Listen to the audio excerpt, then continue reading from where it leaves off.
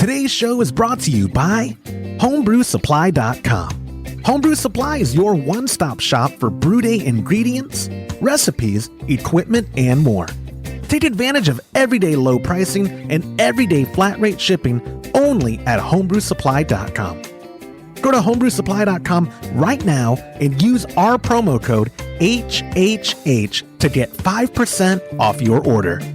Homebrewsupply.com. Let us help make your brew day better.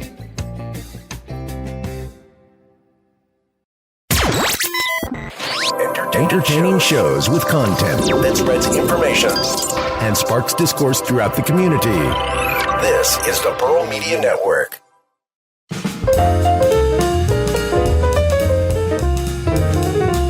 Hello and welcome to the Homebrew Happy Hour. This is the show where we supply the answers to your homebrewing questions and discuss all things related to craft beer.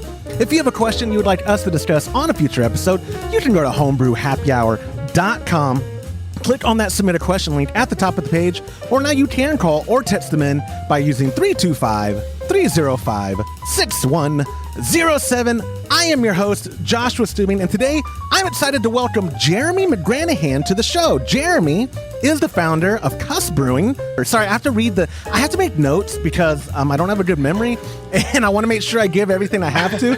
You can see the entire line of wort chillers and products that Jeremy makes over at CuSBrewing.com. Jeremy, my friend, thank you so much for joining us on the show. How are you doing today? Doing good. It's a little cold outside, but doing good. I don't even want to complain to you. We talked about it before I hit record. I'm in Texas, and it's like 32 right now. It might be 30. No, it's not quite freezing. My phone says it's 30. It says 34. That's freezing for me, and I'm complaining. And I forgot you're in Chicago, so you're like, you didn't mean to roll your eyes, I don't think, but I saw it. I saw you. Like, what is cold there? Like, what is it there? Single digits. I think it was 3 this morning. Oh, and that's actual temperature. What's wind chill? I mean, are those pretty in line with each other? 20. Yeah, like it'll get down that low easily at night, especially. Oh, you would think, this is too much information for listeners. I'm like 97% body hair, so like you would think I would do good in the cold. I don't do good in the cold. I get the chills real easy, and then I have a hard time shaking them. I had the chills this morning getting out of the shower. That's how weak I am as a man. I got out, I had the chills for like an hour. I was just sitting there like, bundled up, and I work from home, so no one was here to laugh at me. But anyways, Jeremy, I also wanted to say too, I apologize for listeners if you keep hearing me awkwardly cough. I'll try to mute it. People think, what's the worst thing in 2021 when you have post-nasal drippage is everyone thinks you have COVID. And it's like, no, like I have post-nasal drippage going on. It's normal. Do not sneeze in a grocery store. Oh, I know, right? Yeah, no kidding. Like you will get the side look from everyone. Everyone. And it took me a while. I don't even know. I got to Google it. What is the CDC protocol for sneezing? You do it in the mask, right? But you still do the arm up. I don't even know. I haven't seen anything. You definitely do it in the mask because heaven forbid you took the mask off to sneeze. That's what I was gonna say. And see, I hardly ever go out, so I'm the idiot who like walks halfway to the front of a grocery store and then goes, "Oh my God, I left my mask in the car." Every time, turn back around, have to go get it. And then again, this time of year with the post-nasal drip, I'm like trying to do everything I can to suppress the cough. And I already have like this weird nervous cough tick that I've had my whole life. But then with legitimate post-nasal drip, I'm just like, and then everybody stops doing what they're doing and looks right at you. And you're like, I swear on my life, I don't have COVID. Yeah, well, I have a little bit of a issue with GERD, and so whenever I go anywhere, it's not fun, but it is what it is. Yeah. And so anytime you go anywhere, they're like, "Have you had a cough recently?" I'm like, "Well, kind of." It's like this morning when I got up. You're trying to be honest, right? Yeah, exactly. I've dealt with GERD too, and a buddy of mine that I trained jujitsu with was like, "Take Prilosec." And so instead of changing my diet and dealing with my acid reflux like a responsible human, I just use pills. I pop pills. I'm like, oh, look, the damage to my esophagus is still being done, but the pain's not there. Modern medicine. It's easy. Yeah, I know. And you'll learn quick, Jeremy. I'm not the smartest guy in the room, but you only live once, man, and the good die young or something, blah, blah, blah. I'm told. Anyway, let's get this show on track because I've already lost half of our audience and the only other half is my family that's still sticking by. So, you are the founder of CuS Brewing. I've heard about you through the grapevine of various homebrewing forums or whatnot. Actually, a lot of people in our Homebrew Happy Hour Super Duper Homebrew Club, which is the name of our program that we have through Patreon and coming soon to our website, people have mentioned your name and mentioned your company name as one, wanting to know more about your products, and two, having you on the show. People, it seems like your products are getting proliferated with people having experience with them and using them. And for those listening who don't know about CuS Brewing, the multi-feed wort chiller, it's not, it seems like it's a lot more, like it should be demystified more. To me, I see your products and it blows my mind, like, that looks so straightforward, yet it took so long for someone to come out with it. So let's start off with like what you're doing at CuS, like your history with CuS, and then like the kind of products y'all are making. Okay, so well, I mean, we could actually start off with how the design kind of developed. Perfect. So originally, it was just homebrewing. That's how it started. Like, and you look around and you're like, well, there's a copper coil. And at the time, I was working in construction. So, like what a copper coil is and how to deal with it. And so I just started messing around with designs because you look at a normal coil and you're like, well, if it's, if you make a different shape out of it, you can disperse the coils a little bit more evenly throughout the wort. Played around with that for a while. And then got to the point where we were like, we could make an actual like good product out of this stuff. And so we started selling them just on eBay to start with. And then really got in more to the design and the testing. So by the time we came up with the original multi-feed wort chiller, we had tested 50 different designs for chillers. And we had used thousands and thousands of gallons during the testing, which sounds very wasteful, except when you realize that with the efficiency that we have with the products now, there's probably hundreds of thousands of gallons of water that customers have saved just by using the product properly with the instructions, and also they are a little bit more efficient than normal. And so it kind of offsets that a little bit. But I mean, anytime you do something like a design and research and development, you're going to go through some materials and water and stuff. So. Yeah, absolutely. I know with our, we do R&D on recipes, and the only waste is that I take home the kegs. So it's not, I guess it could be worse. But so the multi-feed wort chiller, like did it start because you're a brewer and you determined there's just got to be a better way?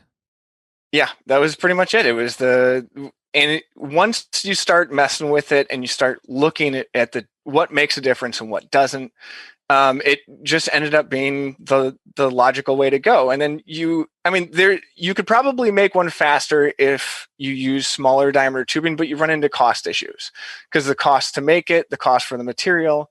So you you just kind of look at what's the most efficient, fastest way to go. And that's the triple feed 3/8 inch ended up being the one. And it is blindingly fast, and every time I use one, I'm still amazed. And I've been using them for 8 years by now. Well, when you see people online giving reviews, it almost looks like they're paid reviews. I'm not gonna lie, only because everybody's reviewing. So yeah. When I worked at the other company, which we'll have to talk about that at some point in sure, minor detail. Sure. But when I worked at the other company, we had a guy who we did not pay, and he wrote a review on Reddit, and he was an English major. And so he was very happy to write something for us. And we had a lot of back and forth, and helped them choose the right chiller and, told them how to use it. And this guy wrote a 1-page, amazing review. And it was so funny, kind of funny. He ended up deleting his account because he got so much hate, and he got $0 from us. Yeah. Nope. He was so happy with the product. He was so elated with it. He, used that English degree and ended up having to delete his account because he got so much hate over it. Reddit, though, I have a long love-hate relationship with Reddit because it's like every time I post something for the podcast, it's like it gets banned from a mod or something. And then I'll see someone else post their podcast episode. I'm like, what the crap, man? What do I got to do? But no, kidding aside, I love you, Reddit. Please love me back. But no, well, that's why, yeah. And I'm totally joking, though, about the paid thing because I just, you see the elation, like you said, people are genuinely impressed when they get the product because it's one thing to read it on paper, like what it's supposed to do. But when you're like in, because I'm looking for, we're going to get one for the show to go over it. We're going to buy one from you so that, because Texas right now, my pop and I brewed and it was like 55 outside. So we didn't have problems bringing the wort down, right? It was like we brew outside on a 10-gallon cooler type setup. We didn't have any issues bringing it down. We don't brew from like most of May till through the summer outside. At least we end up moving indoors because part of the problem is cooling, getting stuff down when your groundwater, because we use a well, is high 70s, low 80s.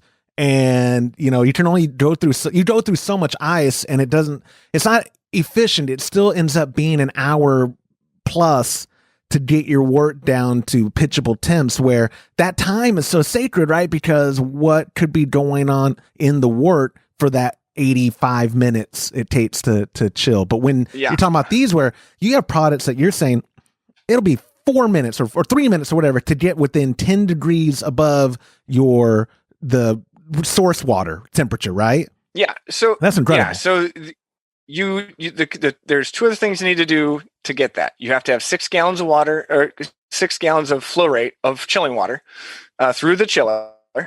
Generally, it's a garden hose spigot will do it. And then you need to move the wort around or the chiller around. So either stir or move the chiller up and down while you're chilling. And as long as you're giving it the water it needs and you're giving the wort the movement that it needs, you'll be there in 3 minutes. And now, if you have a heavier kettle like a kegel, it might take a little bit longer because of the thermal mass. Sure. With the extra material in the kettle, but you can do it in 3 minutes. It's been done multiple times. See, that's nuts. We got to do. Do you have a YouTube channel? We need to see this video. We need. I need to. I have a YouTube channel. I just haven't set anything up on there yet. I have a lot of videos that I need to do. But yeah, it's insane when you watch it, and you just watch if you have a dial thermometer, it has trouble keeping up with how fast it's going. Well, and how do you figure the rate? Because I'm picturing, just because I'm ADD and sidetrack minded, you're going over like, oh, you have to have the 6 gallon flow rate, blah, blah. Was this some Goodwill Hunting moment on that little whiteboard behind you? One day you're making the copper coil and you're like, okay, this, like doing the math equation, or is that? I mean, it kind of. So it was a long process. Looking back at it to get to, deciding what to do, but you sit down and you look at your parameters and you say, what's the limiting factor here? And it came back to the water flow rate. Because if you have unlimited flow rate, like I can make you a chiller that chills a 5 gallon batch in, a minute. But if you don't have it, you're limited at 6 gallons a minute. And so then from the 6 gallons a minute, which is you can get 6 gallons a minute out of pretty much any garden hose spigot. And so when you start with your limiting factor, you work your way back and say, all right, what's the most efficient way that we can use this water? And so then instead of going with like a dual 1/2 inch, the 3/8 inch is actually more efficient. And so because it's more efficient when you use 3 of the 3/8 inch chillers together, that's where you get the speed from. So again, I'm so lost. Correct me if I'm wrong. You went with what's basically standard accomplished by 99% of people who are going to be brewing, and built from there, knowing that you're going to cover your bases on the vast majority of people who'd be using your product. Like, instead of going with because you said, you could have made it more efficient, but what percentage of people would have had the ability to have, I guess, the flow rate that would have been needed for even faster? Well, you can make it more efficient. You can do a little bit more efficient. The 1/4 inch tubing is actually a little bit more efficient than the 3/8. Okay. But to get the 6 gallons a minute flow rate that you have to work with, you would need 6 25-foot coils, at least, maybe 7, because you have diminishing returns. And so then to solder all those together, bend those all up, you'd be looking at, $350, $400 for a chiller that's maybe 1/2 minute faster. Yeah, nominally better. Yeah. Yeah, exactly. That's a hard sell. So it is a hard sell. I'm sitting here thinking like I can't wait for Todd who's the he writes the bill, he pays the bills around here, writes the checks. I'm getting him to order one because we want to do a test on it, just because I know I've seen all the reviews and I know it's legit. I'm excited to finally have something more efficient in Texas. And we kind of did some small talk before the show where I was telling you what my pop, even on a cool day, and we have a video about this actually on homebrewhappyhour.com of the system we use, where we put one 50-foot coil in the wort, and then we have a 25-foot coil and a bucket of ice. And that's what we have to do here in Texas to bring it down. And when I said that, you immediately started shaking your head like, there's a better way. There's a better way. I want to hear this better way because I'm all about, I'm a man of efficiency, my friend, which means I'm lazy. But I like having products that get the job done as quickly as possible. So what is this better way? All right. So let's start with what you currently have, and let's make that more efficient, because a lot of people have their stuff and they do it similar to what you do, but there's a better way even to use your current stuff. And so if you don't have money to buy a new chiller, the best thing to do is to use what you have in the most efficient way. So with a 50-foot 3/8-inch chiller, to use that most efficiently, what you want to do is just run your garden hose to that first. So don't hook them up in parallel or in series yet. Run your hose water just for that. Then when you get down to around 10 degrees above your tap water temp, add in the pre-chiller with the ice. And so one, that saves a little bit of ice because you don't need the ice to start with. You only need it on the bottom part of the chilling. And then if you want to spend a little bit of money with that system that's not quite $150 for the chiller, you can pump iced water through the chiller, and that actually gains you more efficiency too. So when you think about how every time you transfer heat through the metal, no matter how good of a conductor it is, you have some efficiency loss there. So the tap water coming through that 25-foot chiller, you might only be dropping it down by 15 degrees, 20 degrees by the time it gets through that chiller. So when you actually pump the ice water through your chiller, that will take it from, instead of 60 or 70 or 60 or 50 degree water, down to 32 degree water if you did your ice water correctly. So you're getting a bigger temperature differential through just using the ice water. Now, obviously, it does cost money. You have to get a pump that's powerful enough to get a flow rate that's high enough.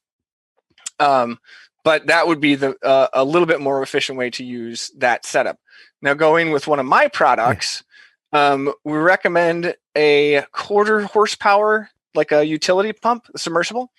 So what you do is you chill it down again to the 10 degrees above your tap water. So if you're at 80, chill it down to 90. And then you switch over to the utility pump. And I would recommend you do not recirculate the water. Because when you recirculate the water, whatever heat that you're drawing out of the wort, you're putting back into the ice water, and you need more ice to cool it back down. And actually, if you think about it this way, if you take a glass of water and you dump in 5 ice cubes, that water is not at 32 degrees. That water is 50, 60, whatever. Right. It can be whatever temperature because it takes time to transfer the energy from the ice, or from the water to the ice, technically. And so you can have water that has ice floating in it that is not as cool as it should be. So if you can take a 5-gallon bucket or a 6-gallon bucket, fill it up with 5 gallons of your hose water. If it's at 80 degrees, dump in 12 pounds of ice, and you want crushed ice, not chunks. A lot of people love using the big chunks. The problem is the surface area. You don't have the same surface area with the big chunk, and that's why the big chunk lasts for so much longer. The energy transfer is not there. That's why it's still lasting. So you do crushed ice, you mix it up, and then when you're ready to switch over to that, the ice will be pretty much all gone, but the water is going to be about 35, 36 degrees. And you pump that straight through the chiller. You got to make sure you're moving the chiller at that time. But when we tested it, you could get the wort down to about 67 degrees with the 3-minute initial chill time, and then another 2 minutes to pump the water through the chiller. So 5 minutes, 67 degrees with 80 degree tap water. Dang. See, I'm learning something.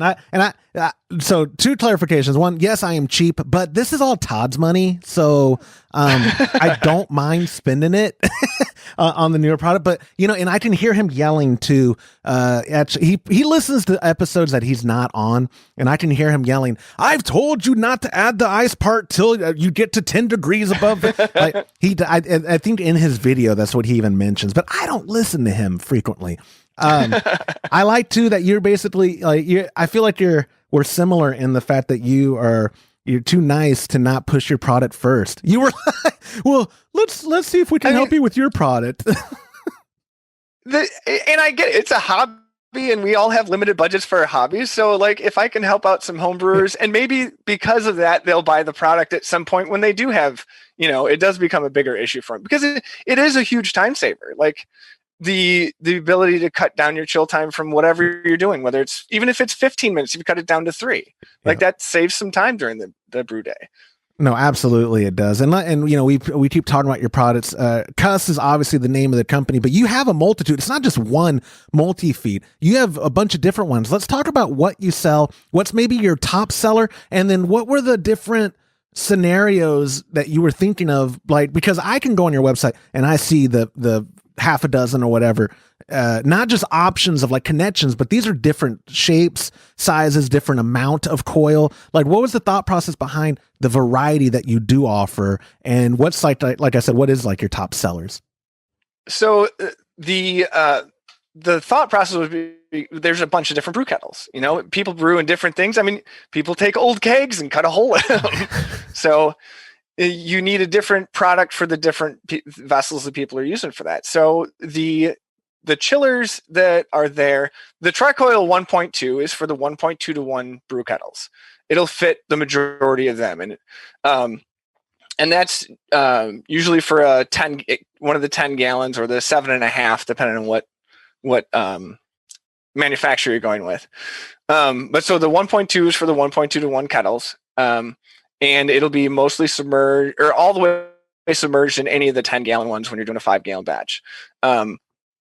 The short and stocky is for the stock pots. So people use like an 18-inch, 18-inch diameter, 15-gallon stock pot, where when you're brewing a 5-gallon batch in there, it's only got 5 inches of wort. So for the short and stocky, it's 4.5 inches tall. So you're still totally covered with the wort. Because immersion chillers, if they're not immersed, are not doing their job. Right. Yeah, exactly. That's in the name. Minor detail. Yeah. And then from there, the all-in-one Tricoil is for the all-in-one brewing systems. And then the smokestack, that's for if you're doing like a Pico brew type situation where you're using the corny keg as a boil vessel, or if you transfer into your corny keg for fermentation and you transfer in hot, you can use that to chill down the wort in the keg. And then there's the half stack, which is for the smaller Picos. And because those you do I think it's a 2.5 gallon keg that they use to brew those. Yes. Or it was. I rest in peace, yeah, Pico. Right. Yeah, I know. That was a fun thing to watch. I mean, fun. It was interesting to watch. I was gonna say, I agree with fun in the way you were using it, but yeah, I know what you mean. Yeah, it was interesting. Well, yeah, I mean, it was one of those things especially as someone in the homebrewing industry at the time, like you're watching them and you're like, holy cow, they are just rocketing to success. And you're like, what am I doing wrong that I'm not doing that? And then it goes on. And then after a while, you're like, there's something not right with what's going on there. Like the numbers, the number of people that I see getting this machine aren't matching up with what I think they probably need to have. And then it kind of turned out that was the case. So yeah, and it's funny because I feel that way now about like Dogecoin and some other cryptocurrency stuff. Well, I just don't get it. I don't know. And now someone's gonna get angry at me because I'm not saying that Pico was the Dogecoin of companies. I wasn't saying that. But yeah, it was interesting to watch them. But I appreciate that. So I mean, again, as you're going through the list, you really did want to cover your bases on like, hey, there are people who brew with this. Hey, there are people who brew with that. They need to have a solution as well, because they're going to need to cool it as So what would you say of all those is there like a standout top seller, or how is it kind of all?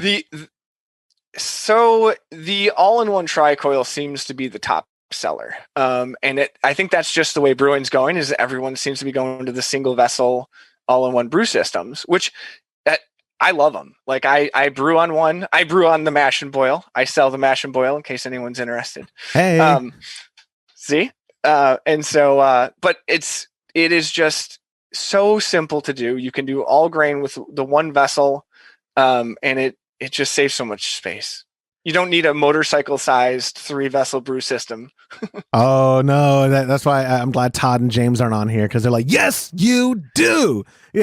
So I don't hate on them. Like, I would love it if I had the room. Like, and at some point, maybe I will get one. Yeah, but for a lot of people, like, you just don't have that extra room. Oh, for sure, and especially if you're doing 5-gallon batches. I'm so impressed with these electric all-in-ones, because, like you said, they're especially the 220 ones that are the we have a prototype of the Spite Solo. And all the grief I've given it because it was a prototype and there's some issues with the design, so we've kind of burned some elements or whatever. But all those things aside, I'm still so impressed with just how efficient this thing is as a unit. Like how quick it gets to heating up for your mash, and how quick it is for getting to boil. And it's just like that. We have an Anvil foundry as well. I mean, we have at the office we have a mash and boil, the original one without recirculation, where James then made a recirculation rig for it, because who doesn't like recirculation? But yeah, and that's actually what I ended up doing. So I used it as a kind of a test mule for I was trying to look for a couple different thicknesses of copper to see how big of a difference it made in the heat transfer. So I made a mash and boil as a test mule for that. So I actually added one of the Tops Flow brushless pumps to it, and it mounted on the side. And then from there, at some point I'm gonna have to do a blog post about it, because I modified the crap out of the thing. It uses a Grainfather controller. Interesting. And yeah, so it's got the 1 degree differential when you brew. It has the pump control on there. You can control it from your phone. Obviously, it's just a Grainfather Connect. And then I have a 3-way valve on there I added a Whirlpool port from, I think it was Brew Hardware from Bobby M's store. Yeah, Brewer's Hardware, right? Or is it Brew Hardware? I think it's Brew Hardware. Okay, Brew Hardware, yeah. But I added a Whirlpool port, and then I actually used one of those Whirlpool ports and I drilled it out to make it a little bit bigger diameter, higher flow rate. And I used that as a dip tube. So it's so you're an engineer, obviously. We didn't even go about your background. I mean, I've worked at engineering firms in the past, but what I did for the most of my time was I was a construction superintendent for one of the larger. Yeah. Well, it was small at the time. Building builders in the Chicagoland area. So, well, when I say engineer, there's 2 types of brewers in my mind, and I think this show right now represents them. The engineer minded, like we have on our show, James Carlson is very engineer minded, or the hey, I'll just buy the solution, which is me. Like I'm very much the opposite. Where like you saw a problem needing to be fixed, and there wasn't actually, in your case, there wasn't a solution available yet. That's why you patented this thing and started manufacturing it. But for me, it wouldn't be like, well, I've already got these coils. What can I do to make them more? No, that one does it better. Okay, let's just spend the money. Let's just buy that. That's the 2 types of brewers in my experience, which I've been in the industry like 13. It'll actually almost be my 13th anniversary coming up with, or it will be coming up, my 13th anniversary with working for Mr. Burns and being in the industry. But anyway, we've talked a lot about your products, and we'll get back to them and some of the other specifics. But all this, we haven't even talked about brewing yet. Are you still actively a home brewer? And is the mash and boil still what you're doing? Yeah, I still actively brew. I actually have something in fermentation right now. What are you brewing? Did you brew? It's a Belgian wit. Oh, okay, right on. And I love Belgian. Most of the beers that I like are Belgian style. So there are a couple of the commercial like IPAs that I can get into. But IPAs, I feel like they were overdone because everyone was just doing one, and they were doing one because they felt like they had to. And so you ended up with a lot of breweries that are good breweries, that are amazing breweries, that were way out of their wheelhouse trying to do an IPA. I mean, you had Guinness doing an IPA. Guinness should never have done an IPA. Yeah, dude. Oh, you're preaching to the choir. So me and James are very fond of doing German beers, like any German beer, just very like a smooth German ale or a delicious German lager. The clear beers, the brighter the beer, the better, and smooth, and not a lot going on. But in Central Texas, I'm in the Austin area. It's all about haze craze and sours. And so you cannot swing what's the saying, a dead cat without hitting an IPA. I don't know. I just that's not the saying at all, I'm sure. But but like we have in Austin is still everywhere. I went to a pizza joint not that long ago that it prides itself on. We have like 42 different taps of beer, and local commercial breweries, blah blah blah blah blah. I'm not lying. At least 35 of the taps when I went were all some IPA or double IPA. It was insane. I was like, and the other ones were like one of them. I won't name drop the local brewery because I love them to death. But it's their pale, which is very hop forward. And when you drink it, you're like, this is a IPA. This isn't just a pale ale. This is an IPA. You forgot to put the I on the can. But so it really is like 36 of those beers were, and then the other ones were like they had a couple sours, and then I think that they had like a stout or two, and it was just funny because that is the state of commercial beer in my area. The hop craze has not gone away. It's been like 5 solid years where I'm like every year, oh maybe German Pilsners will have their year this year. They don't, man. They don't. But anyways, I'm totally digressing. Belgians are your favorite. Those are your favorite commercial beers to drink too, or you? I generally, my go-to drink is going to be something in the Belgian style for the most part. Like I said, there's a couple IPAs that I really like. The Shoots, they do really good IPAs. Dogfish Heads, the 60 and 90 are good IPAs. I know that's a very, very large microbrewery, but they make a good IPA. There's a few other like random ones. You're probably going to hate me for this. I like sours. I'm a big sour fan. Drink what you like, man. I'm not judging you while we're recording. I mean, I'll say there you go. Yeah. No, I don't like. That's the thing. I'm not kidding when I say this.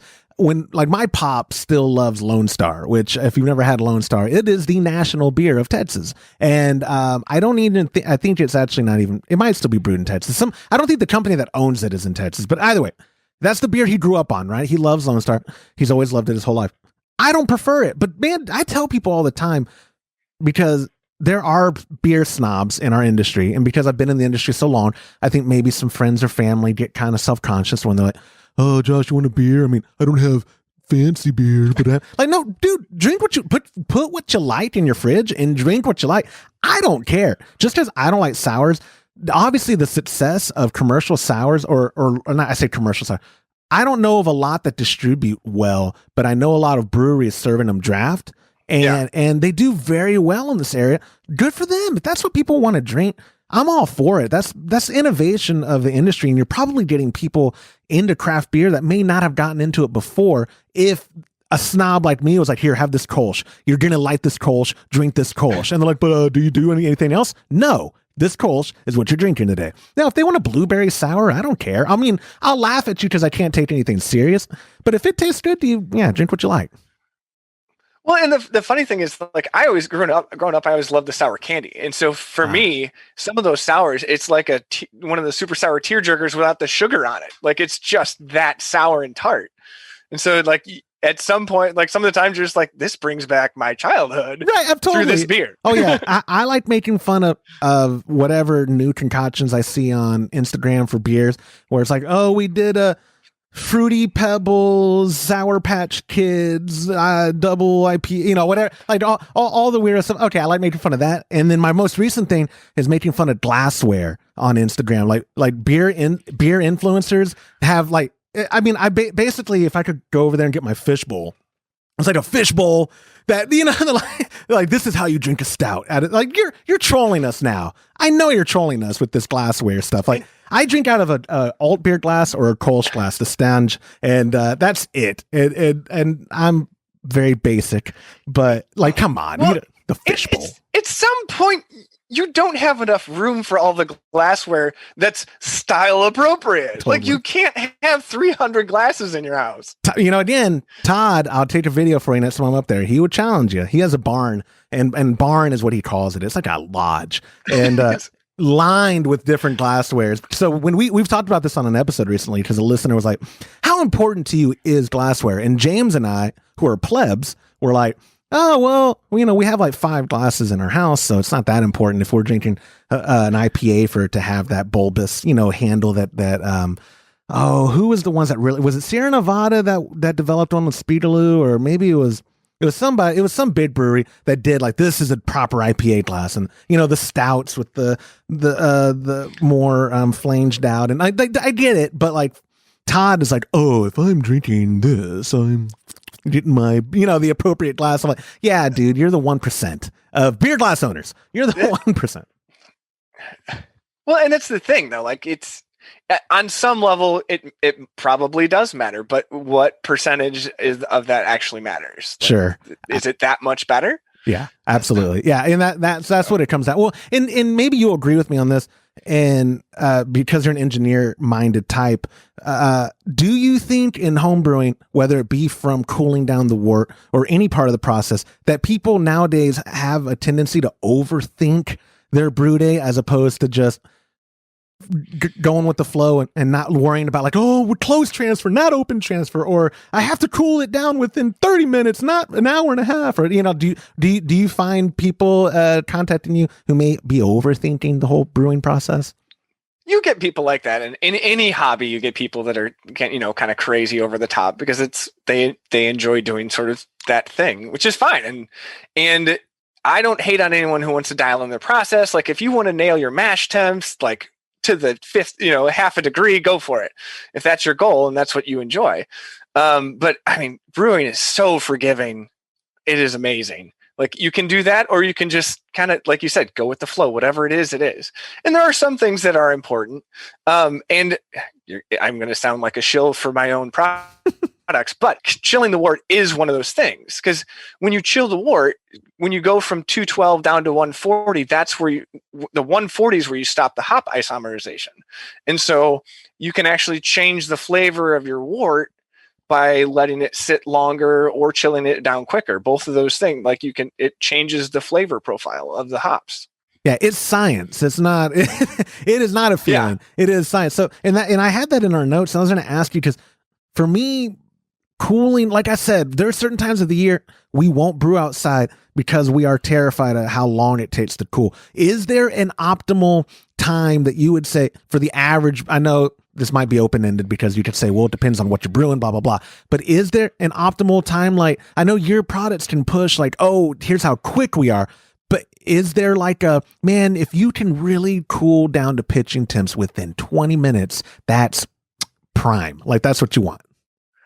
So you're probably fine somewhere out to an hour, I would say, because you got to remember you're throwing in billions of yeast cells immediately.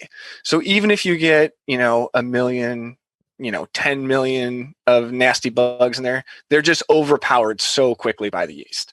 And so if you can do it within an hour, as long, and really, like I said, the 140 is going to be your actual flavor difference there. And so, but the main thing is just time. Like when you're done with the brew day, the last thing you do is chill and transfer, and pitch. I don't need any emails. No, I get the emails. I'll forward them to you, Jeremy. But yeah, there you go. That's fine. No, but it's just time. Like it's so much nicer to not have to spend the time, you know, just waiting for everything to get ready to transfer and throw in the fermentation chamber. Yeah, absolutely. And we kind of talked about this pre-recording, but right now your products are only available at CuS.brewing.com, right? You don't go through any retailers. You sell direct. Nope. Right? Yep. Yep, direct sales. Was that just to help keep costs down for the end user, or is it just easier on you logistics? Because this isn't, correct me if I'm wrong, this is not your full-time gig, right? Or is CuS Brewing your full-time gig? Full-time gig. Oh, dang. That's okay. So you're, yeah. So go to CuS Brewing, guys. What are y'all waiting for? Go help this guy. He's stuck in a frozen tundra. Needs to get out. And I'm just surrounded by chillers, which don't help. Yeah, no kidding, right? Yeah. How funny. Like, how quick on a day like today can you get your work down? I wonder if you were brewing outside. So there's another funny thing. The outside temperature, people get fixated on. The outside temperature doesn't really matter nearly as much as a lot of people think it does. Really? Well, explain that, because I'm one of those people. So the outside temperature, you are limited to the surface area and the heat exchange of the air around it. So if you're brewing outside and it's 85 degrees, it's not going to take you very much longer than if you're inside and it's 70. It's just there's not a big enough difference there, and there's not enough surface area. Like if you take your boiling wort and you just leave it inside the house, in 70-degree air temperature, it's still going to take forever to get down to pitching temperature. That's why when they do the no chill cubes, it takes a day. And I mean, that's what it takes just to chill it down. And obviously at the start, from boil down to 180 is going to be a lot quicker than from 90 down to 70. But yeah, the outside temperature doesn't matter nearly as much as your tap water temperature. Are the no chill cubes like your nemesis of the industry? Are you like, oh, those no chill cubers? You know what? It takes all kinds, and that's one of the if that's what they like, that's fine. And they can do. I've heard people say they can do some amazing things with the hop adjustments. But one of the problems you run into is there's not a lot of recipes that are designed for the no chill cube to start with. So then you have to go through a couple different equations, and not that you can't do it. I'm not saying brewers aren't, homebrewers aren't smart enough to do it. It's just if you want to mess around with it, it's an extra step. And I know you meant you in the proverbial, like everyone listening, but if you were saying you as in me, you're correct. I cannot do it.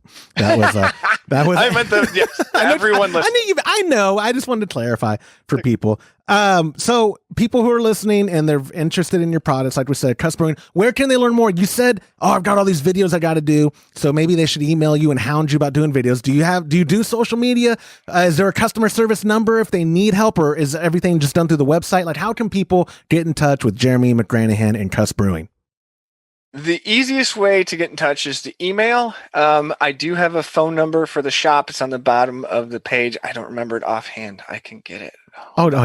Yeah. If I didn't have stuff in front of me on my screen, I wouldn't remember. Like every time I do the phone number, people notice I look over here and I go, oh yeah, call in your questions to 325-305-6107. Cause I still can't remember it. And we've had it for years.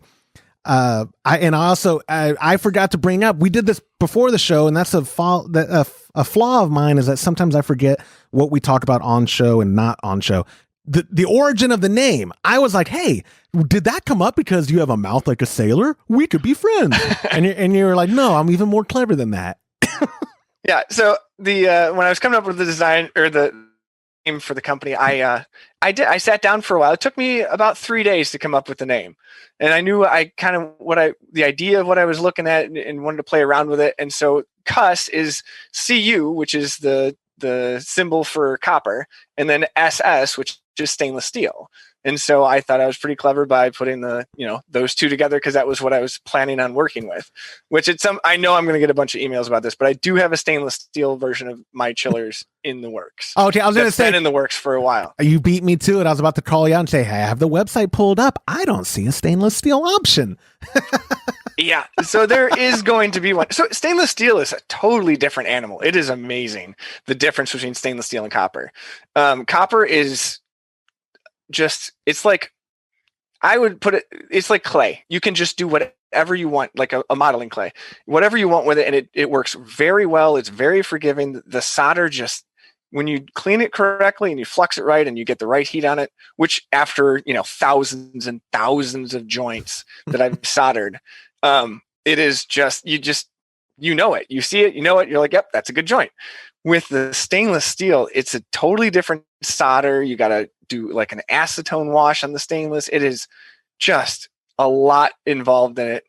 And so I want to make sure that everything is correct before I throw it out there and throw a 5-year warranty on it. Yeah, well, and I'm glad you brought that up because I going through my notes before I was ready to wrap up the show, and we still had a few things to cover. One, that you really do stand behind your products. I see that on your site. You have like the initial no questions asked kind of, if you don't like it, we'll give you a pre-ship thing. You can send it back. I'm sure you do that because you're confident that it's not going to happen. So it's one of those like it's been 2 years. I haven't had one single one come back because someone wasn't happy with it. Exactly. That's what I mean. It's easy. Todd does the same thing with some products on ketconnection.com where he's like, I have this, extended warranty, and it's like, oh my gosh, why would you do that? He goes, because no one ever uses it because the product's that good. If the product is going to hold up and be that good, you don't have to worry. You could get, and that's not a slimy thing. That's just the confidence of like, yeah, we'll do the warranty for that because you're not going to have to. I'm not worried about you wanting to send it back because I believe in that product so much.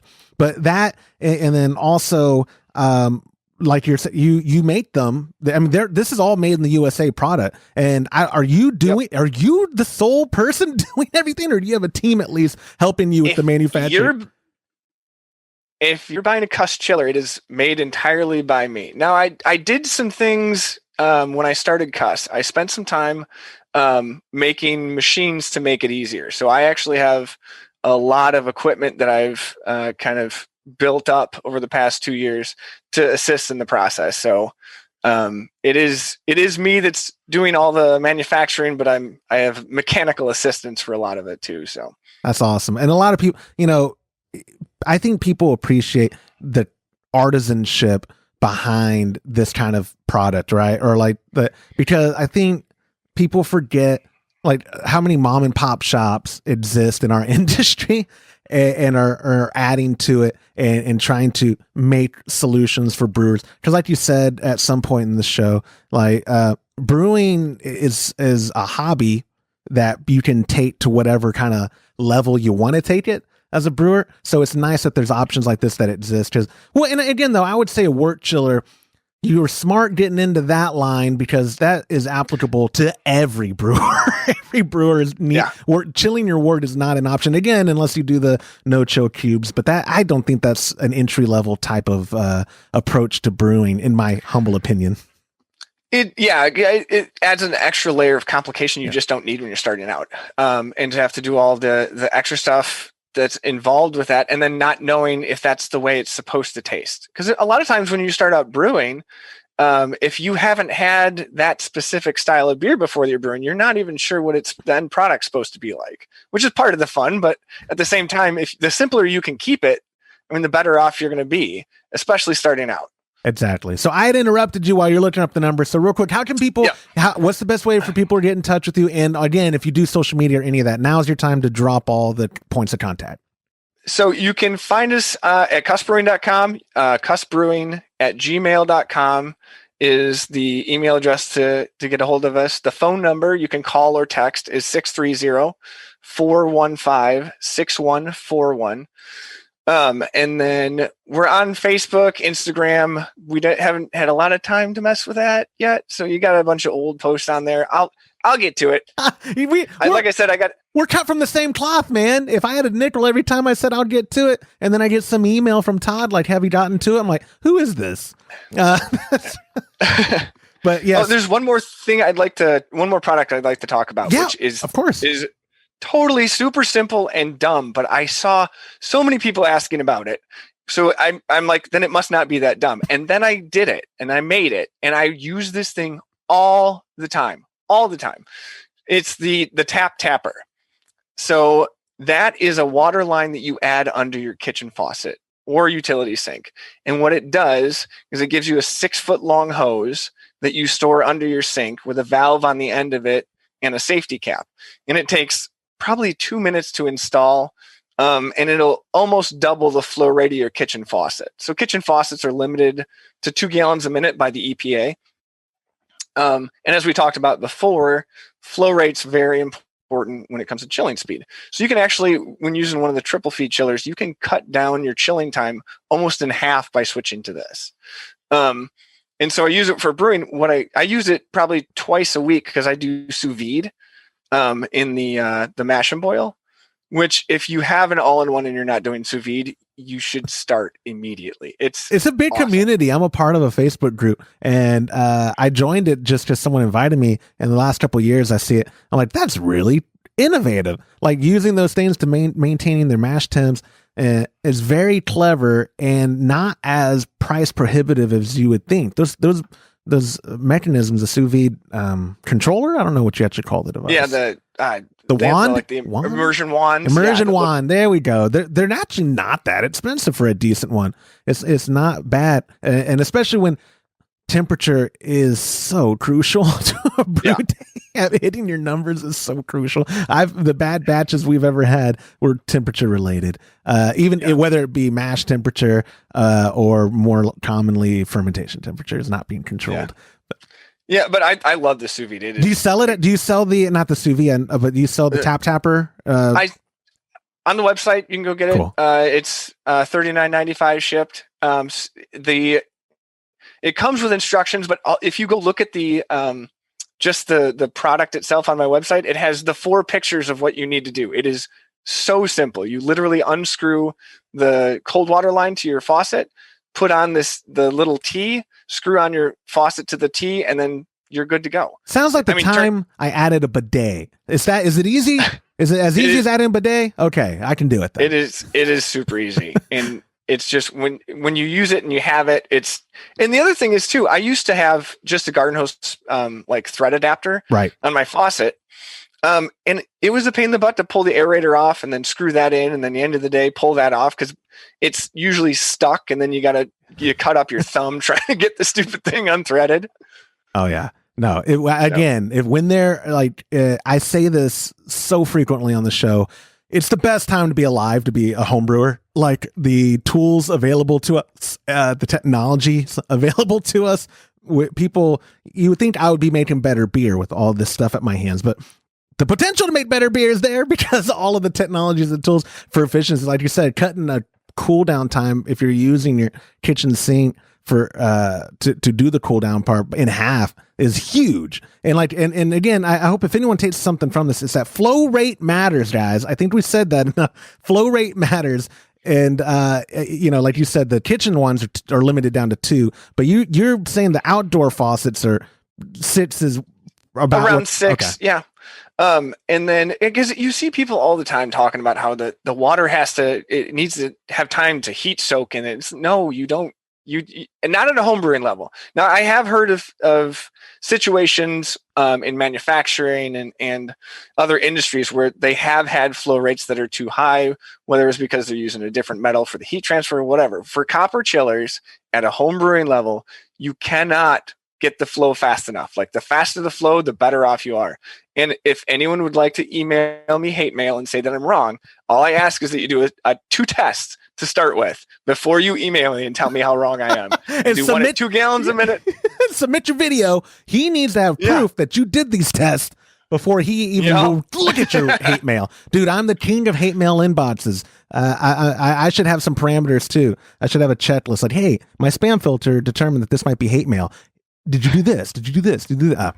But anyways, Jeremy, I think there's so much more we could talk about, but either we're going to have you back on the show or do your blog again. Start blogging. Make your YouTube channel, man. Because it's like all this stuff where you're like, oh, yeah, and then this, and then, oh, yeah.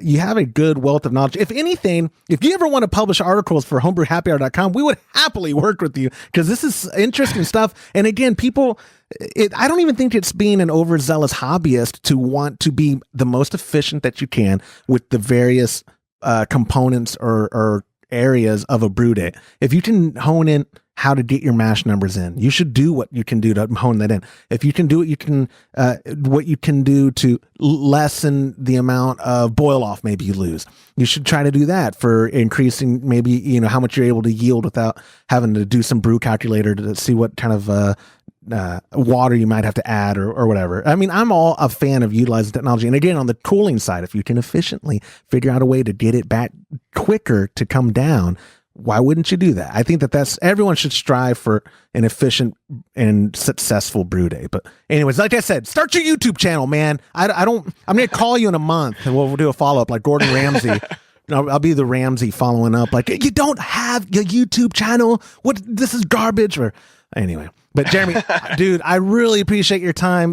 This was kind of last minute, but you were very quick to reply and like, yeah, I'll do the show. So I really appreciate it. And again, people listening can go to CuS.brewing.com to learn more information on his products. Jeremy, we will have to have you on again. And like I said, we'll talk to you soon about getting us shipped one. We'll buy one from you so we can do a video and put it to the test. And worst case scenario, I'm just going to dog you on the video. I mean, that's the worst case. That's fine. Totally kidding. Jeremy, thank you, my friend, so much for your time. Thank you. Thanks for having me on the show.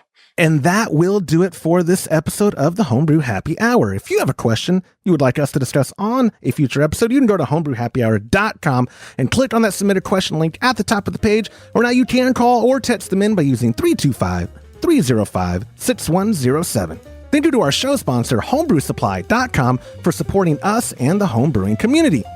Go to homebrewsupply.com right now, use our promo code HHH, and you'll get 5% off your order. You can get even bigger discounts to Homebrew Supply if you join our Patreon community by going to patreon.com/homebrew happy hour. On behalf of the absent Todd Burns, James Carlson, and the Pearl Media Network, I'm Joshua Stubing. Thank you for listening.